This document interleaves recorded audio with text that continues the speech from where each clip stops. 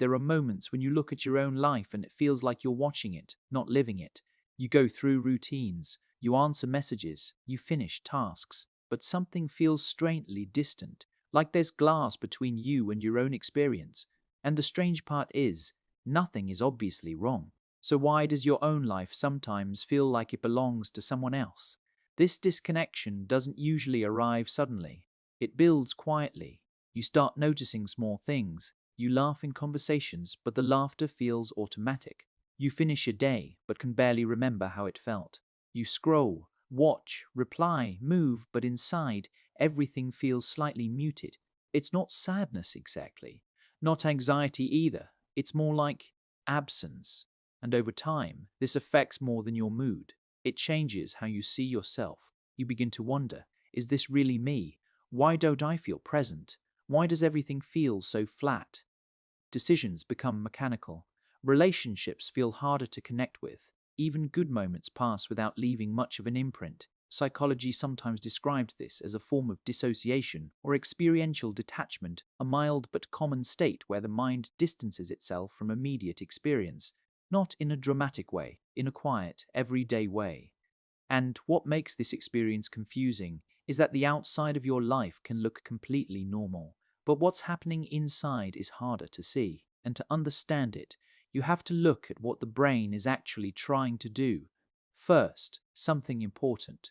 This feeling does not mean you're broken. It doesn't mean you've lost something permanently. In many cases, this disconnection is not a flaw. It's an adaptation. Your mind is designed to protect you. And sometimes the way it protects you is by turning down the intensity of experience. Think of it like dimming the lights in a room. Nothing disappears, but everything becomes softer, less vivid. Why would the brain do that?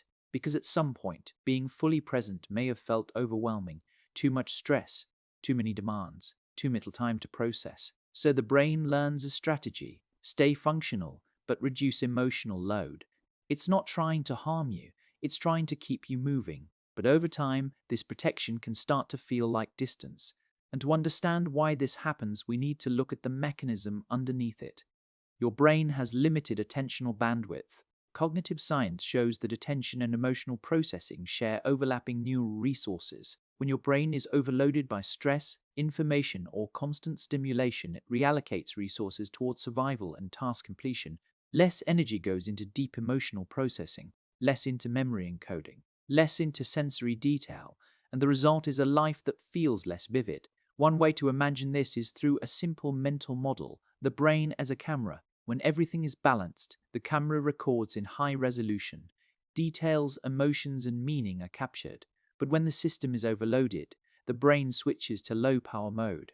The camera still records, but in lower quality. You still live your life, but fewer moments feel real. There's also a neuroscience component. The prefrontal cortex, the part of the brain responsible for planning and managing tasks, becomes dominant during stress or chronic busyness.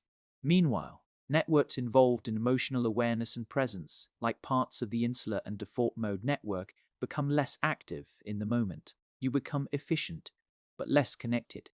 And here's the part most people don't realize: disconnection often isn't caused by doing too little. It's caused by doing too much without processing, which raises an important question. If this state is learned, can it also be unlearned? Reconnection doesn't happen through big dramatic changes. It happens through small shifts that teach the brain it's safe to be present again. Here are 4 principles that work with the brain, not against it. What to do: create short periods, 10 to 20 minutes without screens, music, or input. Just sit, walk, or observe. Why it works: the brain needs quiet to process experiences. Continuous stimulation keeps the nervous system in a reactive mode, preventing emotional integration. Real-life example: walking outside without headphones.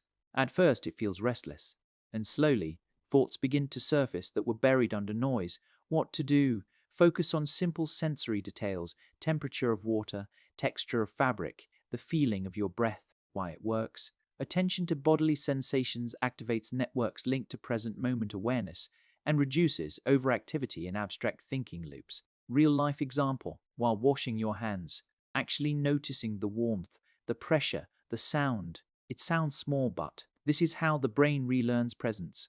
What to do? Write down unfinished thoughts, worries, or decisions that keep repeating in your mind.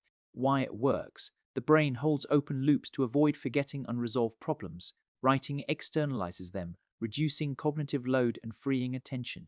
Real life example: a notebook by your bed where you write one sentence about what's on your mind before sleeping. What to do? Make small, deliberate choices each day. What to cook, where to walk, what to read based on curiosity, not habit. Why it works. Autonomy activates reward pathways and reinforces a sense of agency, which strengthens identity and engagement. Real life example: taking a different route home, not because it's faster, but because you chose it. These steps may seem simple, but they work because they retrain attention, emotion, and memory, the three systems that shape how real life feels. And there's one more idea that ties all of this together. Think of your sense of connection as a signal, not a switch, a signal. When the mind is overloaded, the signal becomes faint, not gone, just faint. Everything we've talked about does one thing: it reduces noise, so the signal can return. Less noise from constant input, less noise from unfinished thoughts, less noise from automatic living. And when the noise lowers, something subtle happens. Moments begin to register again. A conversation feels slightly warmer. A quiet morning feels slightly clearer. A memory sticks where before it would fade, not dramatic, just real. If you feel disconnected from your life sometimes, it doesn't mean you've lost yourself. It may simply mean your mind has been protecting you, working hard, filtering more than it should, and the way back isn't force, it's attention, small moments of noticing, small pauses, small choices. Because life doesn't return all at once. It returns in fragments: a sound you notice, a thought you feel, a moment that stays. And one day, without realizing exactly when it happened, the glass between you and your life feels thinner, and then thinner still, until you're not watching anymore. You're here,